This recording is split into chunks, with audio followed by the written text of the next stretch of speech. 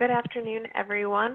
Thank you for joining us for this webinar, Agreements Between Collaborating Institutions Using Vertebrate Animals. My name is Amanda Humphrey. I am from Northeastern University, and I am an FDP Subaward Subcommittee co-chair. Hi, everyone. My name is Stephanie Scott. I'm from Columbia University, and I am also one of the co-chairs of the FDP Subawards Subcommittee. Hi, I'm Ara Tamasian. I'm from Harvard University. I'm the co-chair of the FDP Animal Care and Use Subcommittee. Hello, I'm Maxwell Wolf, Deputy Director of the Office of Laboratory Animal Welfare at NIH, and I'm the federal partner on this project. So just to walk through the agenda with everyone, first we're going to go through some background and definitions just to set the stage a little bit for what we're going to be talking about. We're going to also go through some of the FDP member feedback, talk about potential next steps, and also take some questions from the community. You will notice that you do not have a chat box. That is because we asked for questions to be submitted in advance. These questions are often very complex and situational, so we wanted to be sure that we had the time to give good thought to them. And as well, you may notice that questions that you submitted aren't exactly the way that you had phrased them in your email to us. We did peel back some of the layers on the questions to frame it broadly enough that it will apply to many institutions. We will respond to those institutions that submitted individual questions after the webinar.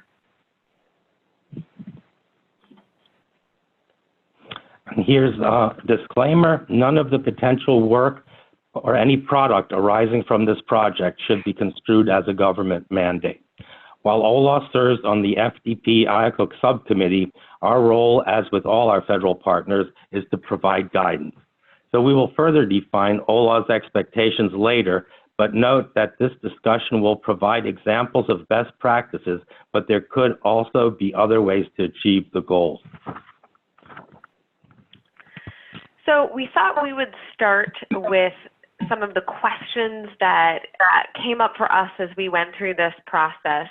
The ultimate questions we want you to think about as we go through this presentation are, how do you ensure that the roles and responsibilities are defined when more than one institution is conducting work with vertebrate animals funded by the same grant?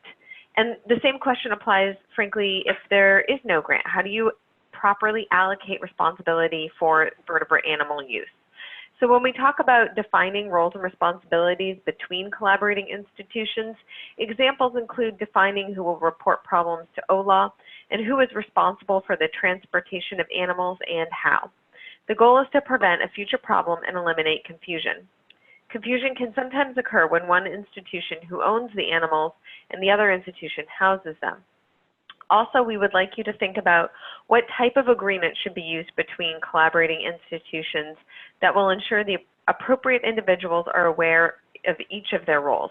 In other words, what is the best document to use so that the correct people become aware of their responsibilities? And finally, what is the least burdensome way to do this? The purpose of the Federal Demonstration Partnership is to identify ways to reduce administrative burden. Ultimately, we want to find the simplest document that will serve the purpose of clarifying roles between institutions when work is being conducted on vertebrate animals.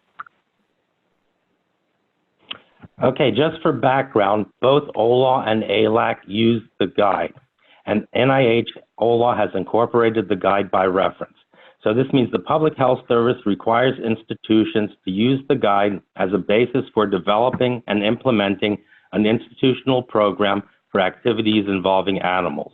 Incorporation by reference allows federal agencies to make privately developed technical standards, such as the guide, federally enforceable.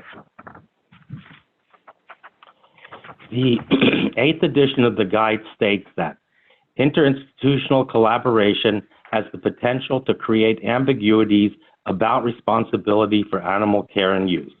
In cases of such collaboration involving animal use beyond animal transport, the participating institutions should have a formal written understanding, such as a contract memorandum of understanding, or agreement that addresses the responsibility for off-site animal care and use, animal ownership, and IACUC review and oversight.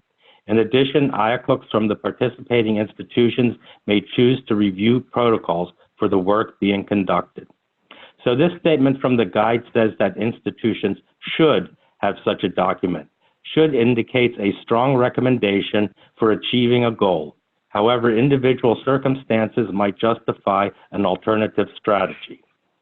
With two collaborating institutions, there are a lot of areas where things could fall through the cracks.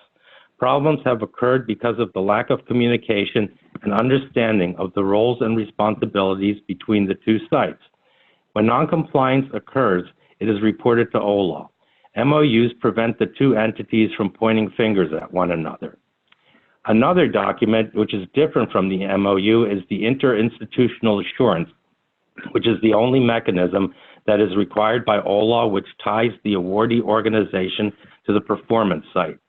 The interinstitutional assurance has to be in place for the assured performance site or subawardee to receive funds from the grant.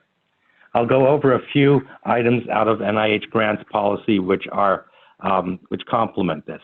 NIH grants policy statement part 15.1 states that the recipient, as the direct and primary recipient of NIH grant funds, is accountable to NIH for the performance of the project, the appropriate expenditure of grant funds by all parties, applicable reporting requirements, and all other obligations of the recipient as specified in the NIH grants policy statement. In general, the requirements that apply to the recipient, including the intellectual property requirements in IIA and the program income requirements of the award, also apply to the consortium participants.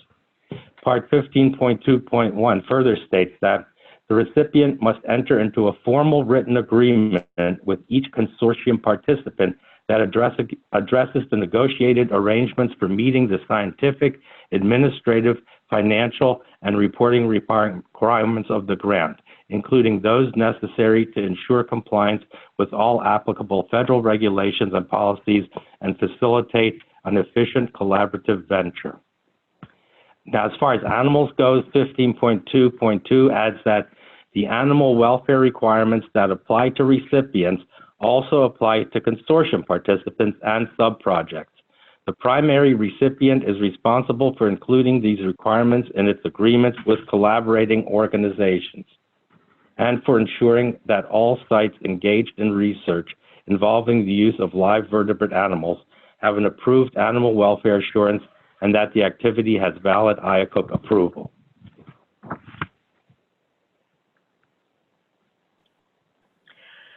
Well, so just to give a little bit of background here, we were adding language to our FDP subaward template, and we had some discussions with some institutions that are members of the Federal Demonstration Partnership, including their IACUC offices, and their IACUC officers asked if this would meet the requirements of the guide. Discussions were held with OLAW, and it was determined that the language in the current FDP subaward template does not meet the requirements of the guide with respect to the requirements Axel just reviewed. It does, however, meet requirements for subrecipient monitoring and reasonable practices institutions can take to ensure they and the subrecipient are aligned about what work is authorized under the subaward and may be invoiced for. We should be clear that subrecipient monitoring and animal care are separate activities, and institutions often have them set up in different offices, the IACUC and the OSP, or Office of Sponsored Programs office. To clarify, well, I will refer to an OSP office serving this function. At some institutions, it may be the finance or procurement part of the organization that fills this role. I refer to OSP as a shorthand, but know that at your organization, the roles and responsibilities will vary. This is part of why this webinar is constructive. It's an opportunity for us to share this information so we can begin to work with institutional partners across the various functions. And, you know, as Axel will further define as we go along conversation, and we will actually talk a little bit more about the options that are available. The key message here is to have a process where there's a clear understanding of the roles and responsibilities when it comes to addressing animal welfare issue. And because each particular situation, things will be different depending on where animals house, what kind of research is done, and so on.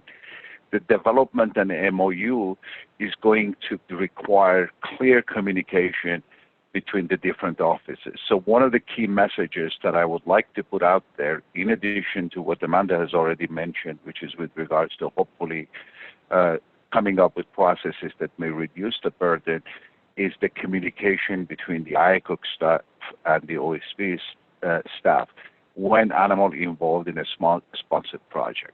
And we'll talk a little bit more later about the options for this. Next slide. Before we go into greater detail on various agreements between collaborating institutions, I wanted to give a quick update on the 21st Century Cures Act, as I slipped this slide in. Just to update everybody, the final report was released in August of 2019, and the federal agencies, which are NIH, FDA, and USDA, are currently evaluating how and under which timeline to address the recommendations identified in this report. They're also discussing how to best implement these recommendations to achieve a burden reduction on investigators while not negatively impacting animal welfare. It's still a work in progress. So the various different types of agreements are here as follows. A memorandum of understanding, which is to be used in circumstances that involve partnerships between collaborating institutions involving animal activity. The interinstitutional assurance, which is required when the awardee institution does not have its own animal program and will conduct the animal activity at a secondary assured institution named as the performance site. And a subaward, which is used to document the terms and conditions of the collaboration between the parties. Currently, terms and conditions do offer choices as to who collects the IACUC approval letter. The MOU is to be used in circumstances that involve partnerships between collaborating institutions involving animal activity. Institutions should have a formal written understanding, such as the MOU, that addresses responsibilities for animal care and use, ownership, and IACUC review and oversight. The interinstitutional assurance is required when the awardee institution does not have its own animal program and will conduct the animal activity at a secondary assured institution named as the performance site. So subawards are not only used to document the terms and conditions of the research activities, but also to organize payment and set forth a scope of work between the parties. In this context, the pass-through entity, or PTE, has a duty to oversee the work of the subrecipient and to condition their payment to the subrecipient based on compliance with federal award terms and conditions, which is inclusive of animal-related expenses charged to the grant and billed to the pass-through entity and subsequently billed to the federal government. So you can see that there are some differences between how these various mechanisms work and what their intended purpose is. Based on the guide, OLAW's expectation is that there will be an MOU or other written document in place to ensure the end result, again, which is appropriate oversight, care, and use of vertebrate animals when the activity is PHS, HHS, or NSF supported. And I also just wanted to pull at this idea that support does not always equal money. There was recently an example where a PI had a collaboration with another local faculty member here in the Boston area. The other local faculty member decided to use their startup money to fund the animal work on a project that was overall NIH funded. There was no money flowing to the subrecipient PI, so there was no subaward. In fact, I wouldn't even call him a subrecipient PI. It's probably more of a collaborating PI. But they were clearly key to the project and were executing critical aims, including all of the animal studies. So in the end, an MOU was issued to the collaborating institution. This is a great example, though rare, of when support does not mean money is flowing from A to B. It does mean that sometimes the subrecipient may be, or the collaborating institution may be supporting their own work, and that work is dealing with the animal use portion, while the primary institution who is receiving the money is actually not performing any animal work themselves. So why subawards? And this kind of goes back to the point that we surfaced in a previous slide. The goal of the subaward templates is really to align expectations and collect documentation relevant to subrecipient monitoring more from a financial perspective and not specifically to deal with the kinds of information that we've typically seen outlined in MOUs. If you're familiar with the FDP subawards, you will know that we also offer a guidance document, or FAQs. And as part of that, we've actually generated an FAQ number 45. It's available on the FDP website. It says, member institutions suggested including language highlighting IRB, IACUC information when applicable to ensure compliance for both the subrecipient and the PTE, or pass-through entity. This language is intended to clearly articulate if human subjects or vertebrate animals will be used in the course of the research project. It includes a certification from the subrecipient to ensure it is responsible for obtaining the appropriate valid approvals consistent with the project, and will not invoice the PTE for any human or vertebrate animal related expenses unless approvals are in place. This section is not to replace reliance agreements or other MOUs as may be required by your IRB or IACUC.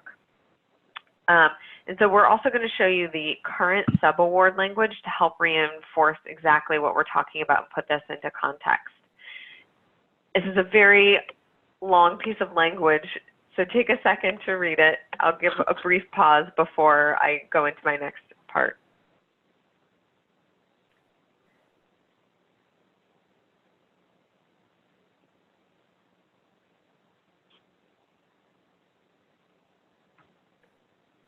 As you can see here, this language was meant to highlight that you cannot invoice unless you have an approved protocol in place that is directly related to the grant and scope of work in the subaward.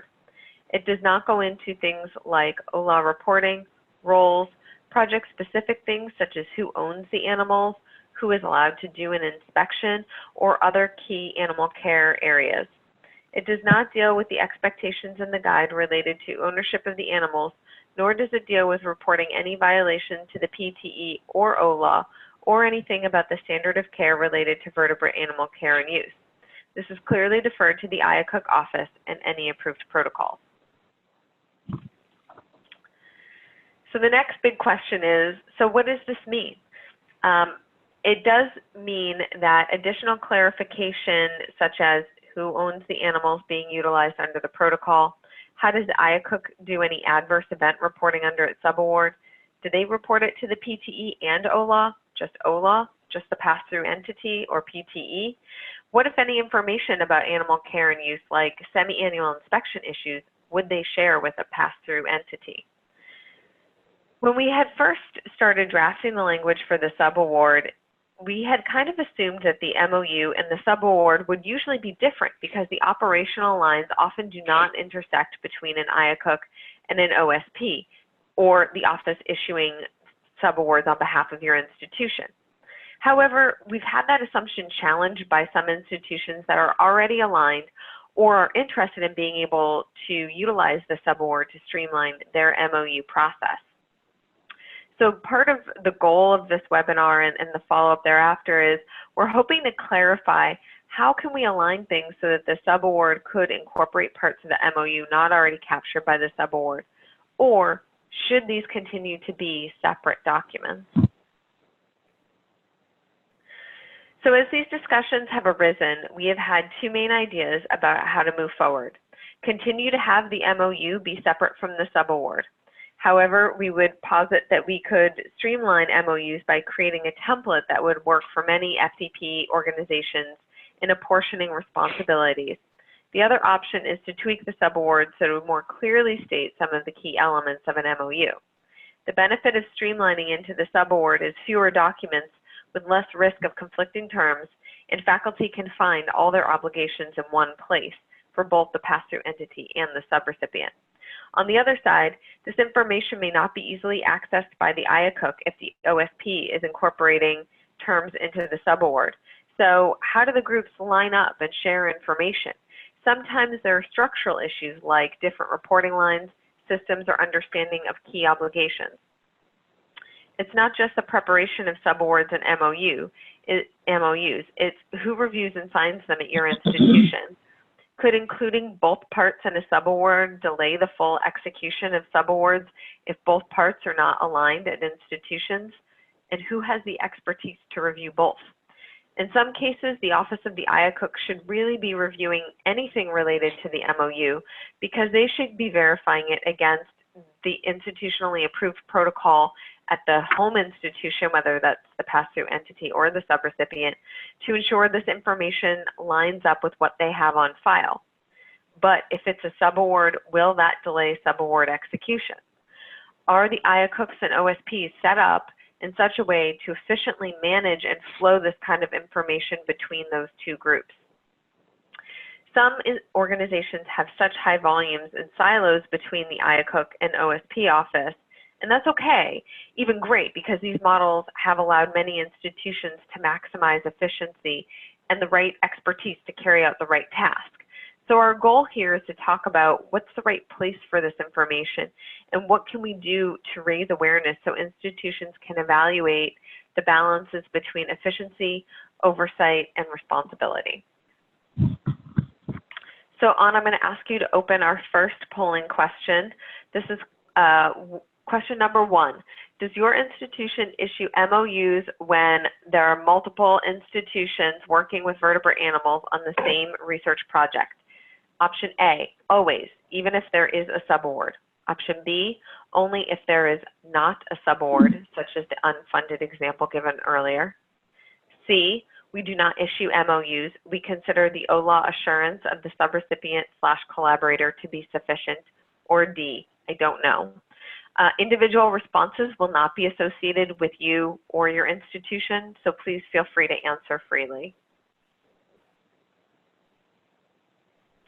While you have an opportunity to answer that question, in the interest of time, we're going to move on to the next slide. Okay, thank you, Amanda. You want me to get started? I will. Okay, so through our discussions with FDP members, we found that different institutions had different interpretations of the paragraph that Axel reviewed in the guide. So some institutions thought the current subaward language met the expectations in the guide. And as we just reviewed, the current subaward language does not meet those expectations. Other institutions were issuing separate MOUs. However, those included inconsistent language from one another, and some of those were reported to us as being extremely lengthy. And it's also possible that those MOUs might have conflicting language to the current language in subawards. Now, other institutions have created their own boilerplate language to include in subawards, but questions arose as to how project-specific those boilerplates need to be, and which would require better collaboration between IACUCs and the offices issuing the subawards, potentially delaying fully executed subawards. So at the end of the day, the purpose of the MOU is to ensure the best possible care for the animals and clearly state the roles and responsibilities between collaborating institutions. It's a communication tool. Do we have the responses to the poll? Very interesting. Great. Yeah. I need 6%. So in case everyone can't see it, 35% of the respondents said that they always issue an MOU, even if there is a subaward. 9% of the respondents said that they only issue MOUs if there is not a subaward. 23% said that they do not issue MOUs. They consider the OLAW assurance to be sufficient, and 32% indicated that they were not sure at this time. Interesting. Yeah, interesting. So if we look at, based on, what we had a conversation with our members in the previous FTP meetings, what we found out that MOUs are triggered during the congruency most of the time, when people are doing the congruency reviews, which is something which generally is done by the IACUC office, who is approving the animal protocol, and it's done generally during the just-in-time, but not always. So there seems to be also, and I guess the survey also shows the same thing, is there is a variability in the process.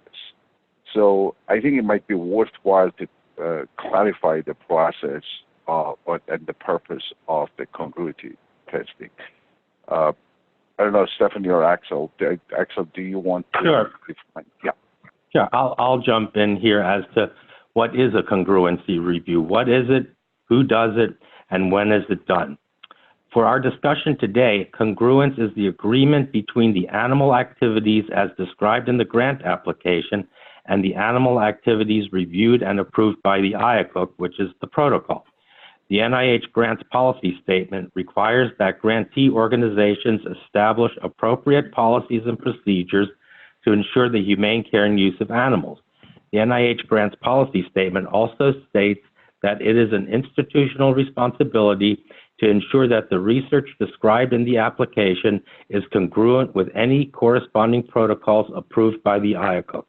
The PHS policy and the NIH grants policy work together to ensure that public funds are used to promote the highest level of scientific integrity, public accountability, and social responsibility as reflected in humane animal care and use in the conduct of science. The Section 4.112 of the NIH Grants Policy Statement requires congruence review. It states that it is an institutional responsibility to ensure that the research described in the application is congruent with any corresponding protocols approved by the IACUC. No cost for activities with live vertebrate animals may be charged to NIH grants if there is not a valid IACUC approval. Also see the prime recipient responsibilities under 4.113, consortiums or subawards in the NIH grants policy statement. Now, who does this congruence review?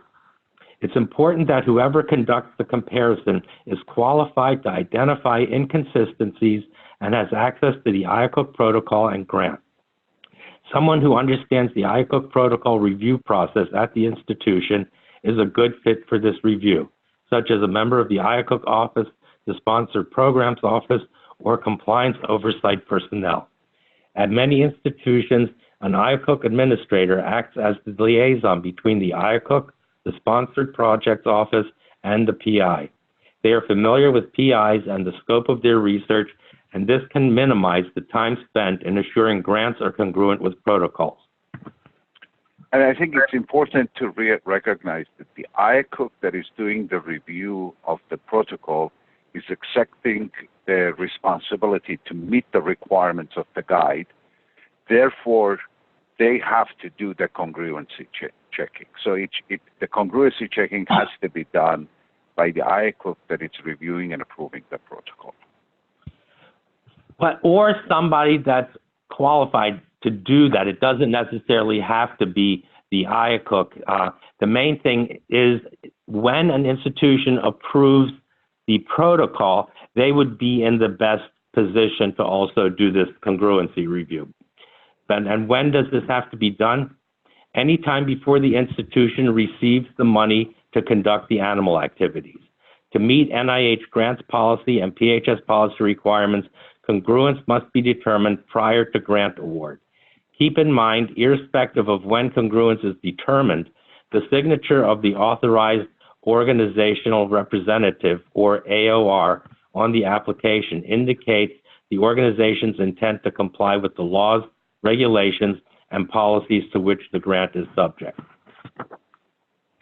So one of the complaints we heard in the previous IACUC sessions at the FDP committee meeting was that the faculty were complaining that during this congruency checking, people were looking at the experimental procedures which was described in the grant, and then they were comparing them to the IACUC protocol, and then they would come back to the PI and ask for additional information or clarification when half of the procedures which was described in the grant application really was not related to the animal component of the study.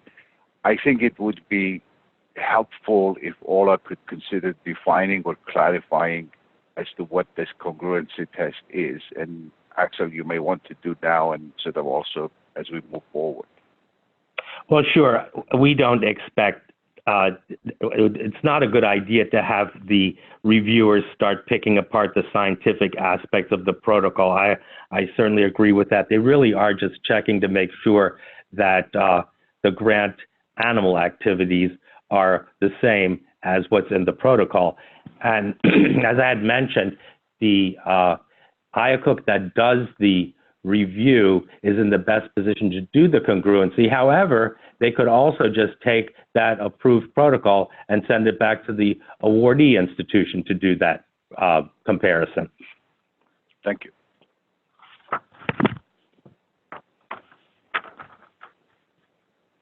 Okay. When a reportable incident occurs at the sub-awardee site, the sub-awardee is in the best position to describe the facts and corrective actions to OLAW. The primary recipient must also be kept informed. If an IACUC suspends an activity, that IACUC should report the suspension to OLAW. Having reporting requirements clearly spelled out in the MOU prevents confusion when an adverse event or noncompliance occurs as to who is responsible for reporting to OLAW and other entities such as USDA or the funding component.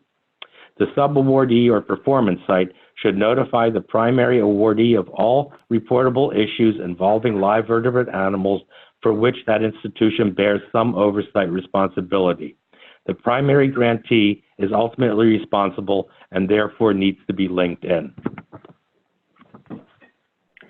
Thank you. So we're going to open this up for question 2. When you are a subrecipient on an NIH-funded project, where do you report any animal welfare issues? Choice A, directly to OLAW, no notification to the pass-through entity or PTE.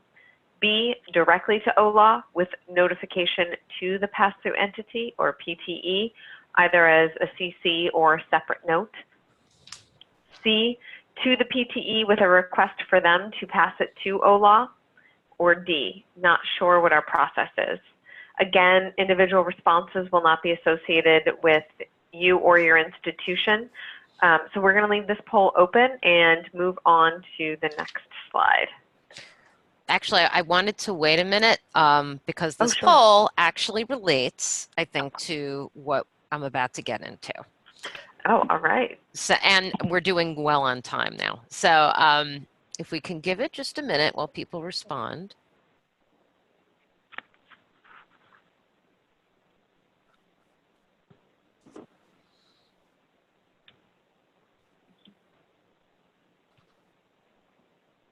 And the first poll was very interesting, so I have a feeling this one's going to be very interesting too.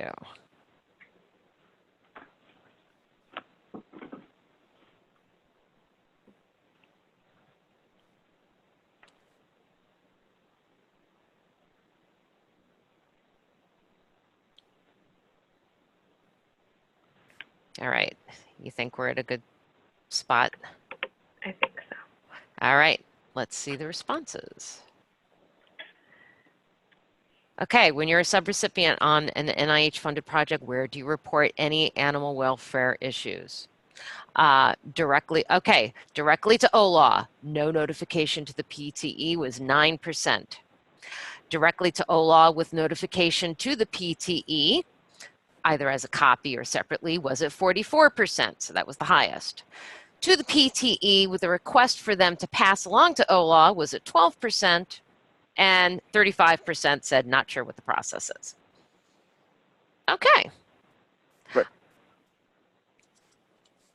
All right, so I wanted to wait and look at the poll because this then gets into, I also wanted to get to see how consistent this was with a very informal survey that we sent out to FDP administrative representatives to get a sense of what institutions were doing when it comes to MOUs.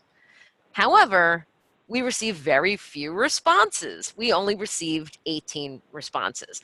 And so this is very telling, as perhaps the message wasn't being forwarded to the right people, or perhaps institutions never really considered this until now and felt uncomfortable with responding. We don't really know, which is part of the reason why we're having this webinar now, is the fact that we only received 18 responses.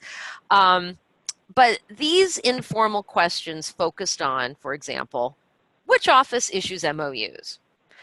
Of the 18 responses, 8 said the IACUC, 7 gave no response, 3 said that no MOUs were issued, of which 2 of those 3 said that they incorporated their own MOU language in subawards, and one of those 3, one institution said that the current language in the subaward was just fine. And another question that we included in this very informal survey: how often do you issue MOUs? So the responses ranged from very rare to 30. 30 was the maximum we got from this annual survey, from this informal survey. 30 annually was the maximum reported. And 4 of these responses said that they issue protocol-specific MOUs. How often do you receive MOUs? We included. So of the 8 responses that we received to this question, all of them said very rare, which I find very interesting because, again, institutions came to us, to the FDP Subaward Subcommittee, because they wanted to eliminate MOUs because their IACUCs reported that they felt the review or issuance of them was burdensome. Yet, the institutions that responded to this informal question, this informal survey, said that they rarely received them in the first place. And so I'm going to summarize the findings, some more findings that we had in the next couple of slides, even though they're not enough to go by. But what did we learn? But what we did learn is that the responses were all over the map and one size did not fit all. So going on to the next slide. And so the following questions are more questions that we asked. And we encourage you, those of you listening right now, to ask these same questions within your own institutions. Do we need streamlining in this area? So of the responses that we received, 3 said yes, 1 said maybe, 2 said not really, 1 said they want a master MOU, another one said no. So as you can see, it's all over the map. We asked, when do you issue MOUs during the life cycle? And we only got 7 responses to this question. 5 said during the just-in-time, and they also said that that's when they were doing the congruency review. 1 said that it depends, and another one said at subaward issuance. So in other words, after the notice of award was received. So we need FDP members, and everyone here who's listening online, to engage across the IACUC and the offices that issue the subawards, as well as compliance or other central offices that are involved with this. Again, as Ara really emphasized, the communication, to discuss where they are now and what they might like to see. We need a better understanding of how burdensome reviewing and or issuing MOUs are. But perhaps the lack of consistent understanding of the expectations that are outlined in the guide, as Axel went through, has contributed to the lack of response and the direction going forward. So moving on to the next slide. So what we're doing today is that we're going to propose some next steps. And this is where we see this going forward. So after you have talked within your own institutions about some of the questions that are addressed in these slides, and again, I want to reiterate, we are recording this session. The slides and a recording of this webinar is going to be made available. What we're thinking is going to happen is that we'd like to form a working group with FDP members to examine what are the most important points that should be included in an MOU to meet the expectations outlined in the guide. So when it comes to FDP activities, only FDP members are allowed to participate in working groups and or to develop tools or guidance documents. However, anyone in the research community can adopt any of the tools or guidance that we wind up developing. And so these are some of the things that as a working group we might examine. What would a draft MOU template look like? Is it a checklist? And how can this draft be streamlined and simple to reduce burden and confusion? So remember, the whole goal of the FDP is to reduce administrative burden. That's always one of our #1 priorities. And so that would be our focus. What would a draft MOU look like? And then once we have this draft, then we would go to the next step, which is how can it be used? So should it be issued separately? Should it be something that's included as part of the subaward? We need to then discuss how to best pilot this draft. So another potential thing that could come out of this working group is that we can also write guidance and best practices for implementing it. So perhaps you only need to issue an MOU for specific circumstances. So our goal is to always keep it simple and to reduce burden, which then brings us to our third polling question. So Anne, get ready. How is operational alignment between your institution's IACUC, your institution's IACUC office when issuing MOUs and the office that issues subawards? Is it A, the MOU process and the subaward process are closely aligned, the subaward not issued unless the MOU is issued first? B, the MOU process and subaward process are mutually exclusive. They're not tied together at all. C, MOU language is included in the subawards, one office responsible for both parts. Or D, I don't know. And so let's give this a minute before we get on to questions from the community.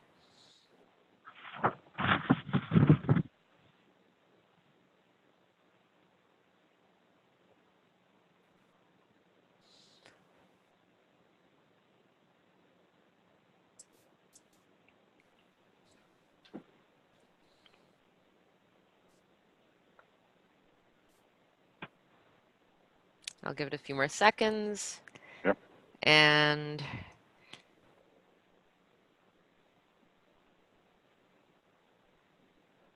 you ready? Let's go for it.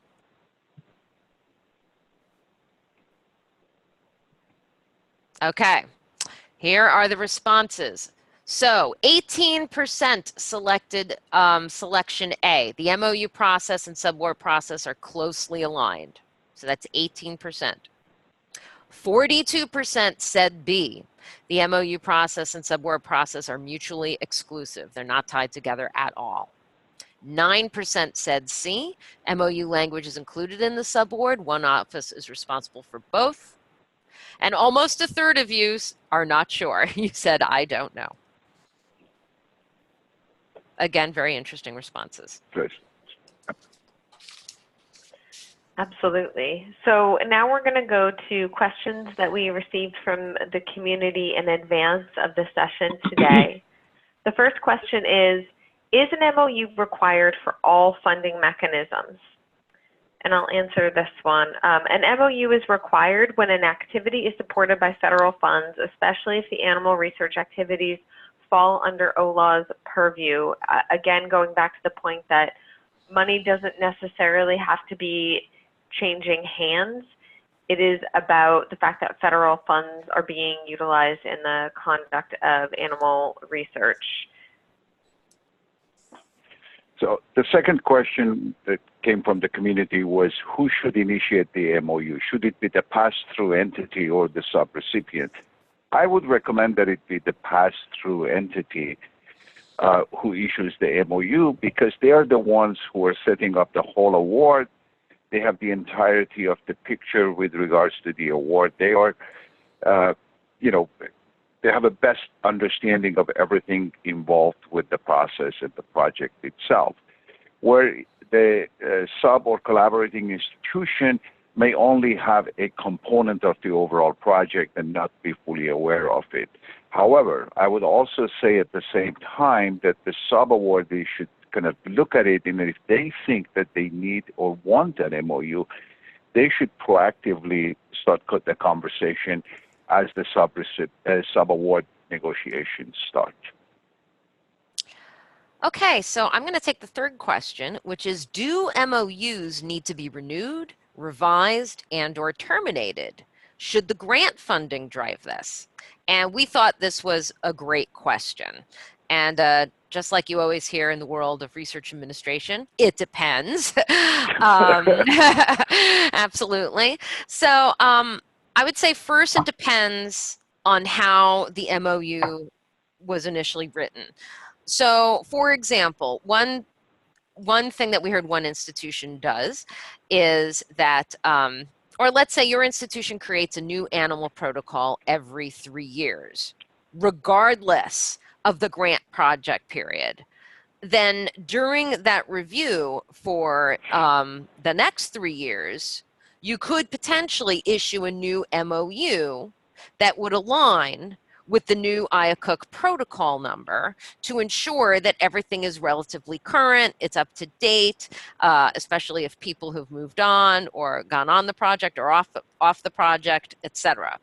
So I think the answer to this question, I mean, this is a great question that I think would be included with some of the best practices or guidance that a potential working group would be able to write up and recommend. Okay, thanks. I'll take the last one. Should the subrecipient be conducting the congruency reviews?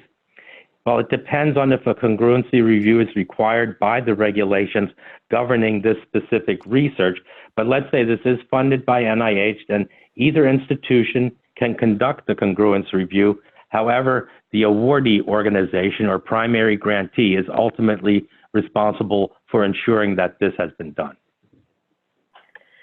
These are one thing that we just wanted to point out with all of these questions is that these really resonated with us because these were very similar to, as we've been having these dialogues at various FDP meetings, the questions that we were getting through those various discussions via email or in person, and these underline the need for additional work and guidance in this area to relieve both administrative burden as well as strengthen regulatory oversight.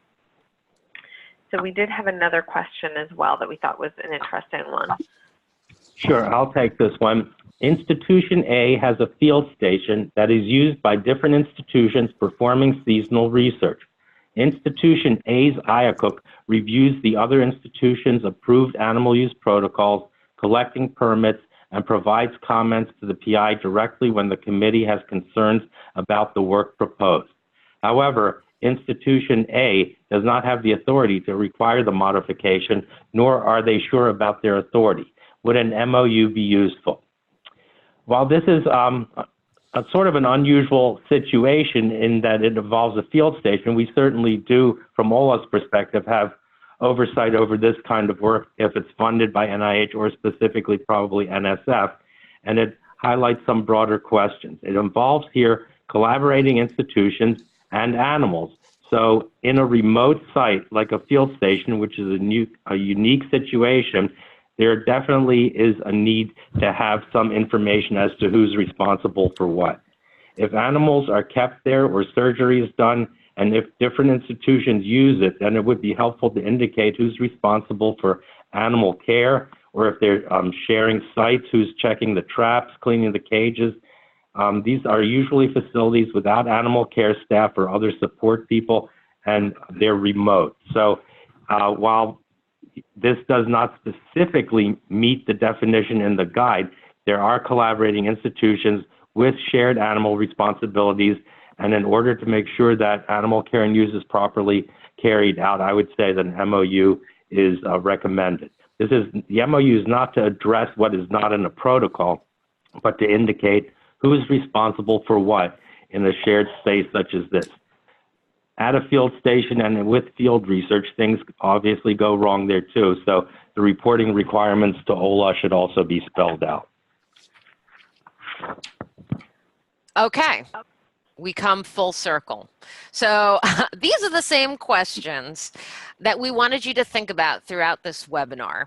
And so we're actually repeating this same slide because after everything you heard, and with the clarifications we provided you about the language in the guide, here are those same questions. How do you ensure that roles and responsibilities are defined when more than one institution is conducting work with vertebrate animals funded by the same grant? And the same question applies if there is no grant. Second question, what type of agreement should be used between collaborating institutions that will ensure the appropriate individuals are aware of each other's roles? And what's the least burdensome way to do this? So, next steps. Please talk amongst yourselves and discover and learn about what's currently going on with your current practices. Who is issuing the MOUs, if at all? How burdensome is this process? What's the volume? And then certainly you can send us your feedback, your questions, after absorbing all of this material. We talked about, we are proposing that our next steps is to have an FDP working group to potentially tackle drafting an initial draft MOU template to then decide later on where it should go and how to best pilot it. We are going to provide next steps to our members if you are interested in participating in this group. And so we do suggest that when we do form this group, that we have a combination of IACUC administrators and others involved with contracting and subcontracting to get a good combination of perspectives and strategies. And please email us at subawards@thefdp.org. Amanda Humphrey and I are on that, as well as Amanda Haymaker. The three of us are the co-chairs of the FDP Subaward Subcommittee. We are collecting all the questions. However, we're forwarding all the comments and questions to both Ara and Axel, and we're all four of us are working very closely together in addressing them. So after, absorbing this material and talking amongst yourselves, please do feel free to give us your comments, your questions. We will be, as Amanda said, addressing some of those very specific questions. We will be emailing you back with some of our feedback to some very specific questions that we did not answer today. And actually, we have 5 minutes left, but it is possible that we end early. So anything you guys want to add, Amanda, Ara, Axel? Yeah. So the only thing I would add, as if you have a MOU that you're using that you think it's a good model or example, we would appreciate to get a copy of it. Yes, thank you for reminding me of that. Yes, we are welcome for you to share with us some of the templates because we would like to see some examples. Yes, and although only FDP members can participate in these working groups, this initiative is open to any of the listeners, and we are very anxious to hear from you all, and any projects that come out of this can be adopted and benefited by the whole community. Great. Fantastic. Great. Okay. All right. So we well, also want to thank everyone for spending an hour with us. I know it's a big chunk of your time, but we really appreciate it, and we really, really would like to hear back for your feedback and also questions. Thank you. Thank you, everybody. Thank you, Thank you, everyone. everyone. Have a good Bye. afternoon. Thank you. Bye-bye. Bye. Bye. Bye.